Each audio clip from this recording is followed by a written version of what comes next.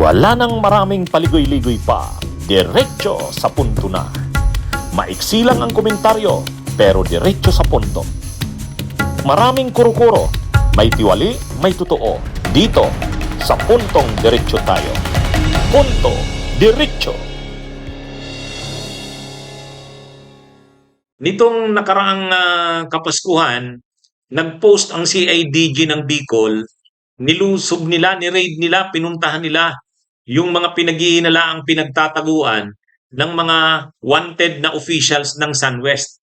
Alam naman natin ang SunWest. Ang SunWest Construction, yan yung construction company na itinatag o pag-aari ni Saldico.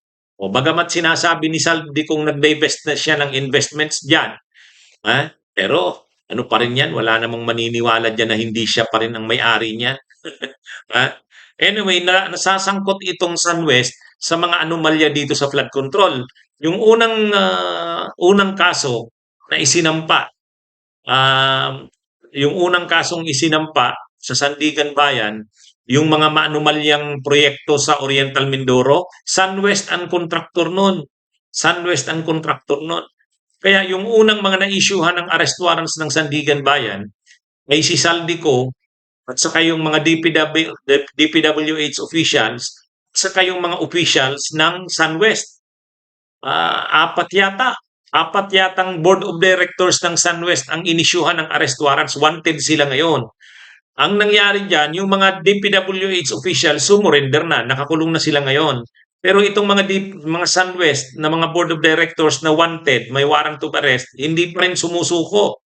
Ang ginawa ng mga autoridad ng Bicol, CIDG, pinuntahan doon sa alam na kanilang mga last known addresses.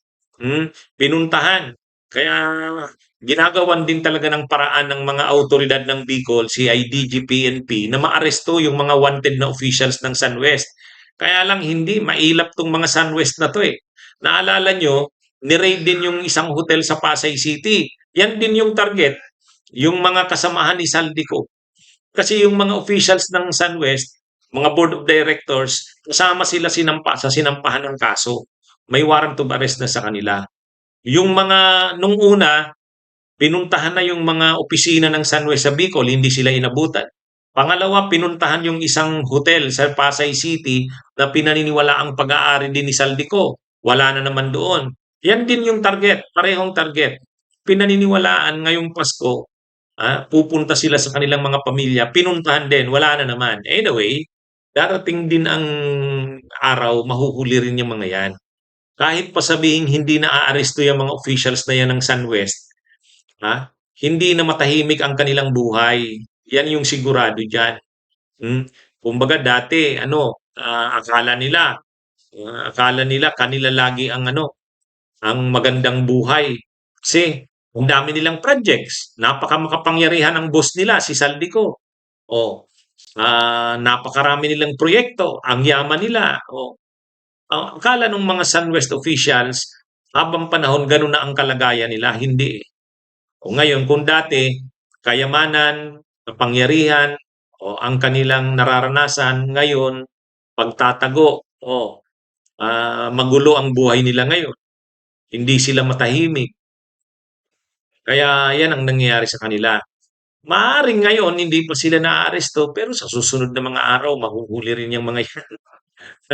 Kaya yung kanilang pagsama kay Saldico, nung dati masaya sila, para silang para silang sobra ang kanilang kapangyarihan, yung SunWest na yan.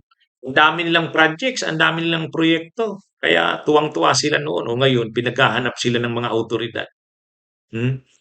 Ano yan? Kahit pa sabihing hindi sila naaaresto, pero ang hirap ng buhay ng nagtatago.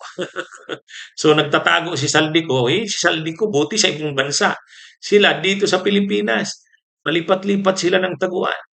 At pagkatapos, pag naaresto yung mga yan, yan, kukulong na naman sila. Yan yung nangyari. At hindi lang yan ang kaso ng SunWest. Ito yung una pa lang, itong sa Oriental Mindoro. Pag lumabas na yung iba pang mga proyekto nito na maanomalya rin, ghost project, substandard, kakasuhan na naman uli yan. Ang dami nilang kasong kakaharapin itong SunWest na to. Kasi marami silang ghost projects at maanumalyang projects. Actually, itong ikinaso sa kanila ngayon, Oriental Mindoro pa lang yan. Una pa lang yan. Asahan na marami pang susunod diyan. Yan yung ano. Kahit nga yung construction company ng kapatid ni Saldico, yung sa Highton, malamang makakasuhan din yan sa susunod na mga araw. Yung kay ano, kay Christopher Co. Nabanggit yan eh, yung Highton. Sama yan doon sa top 15 na mga nangungunang contractors na may mga proyekto sa flood control. Ah, kaya ano at ano ito ano?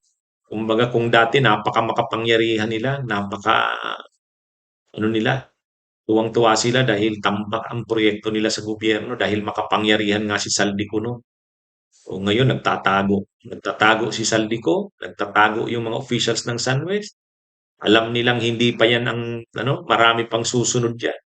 Oh, yan ang nangyari dito sa imperyo ni Saldico. Kahit nga sa Albay, yung Ako Bicol nga dumidistansya rin kay Saldico eh.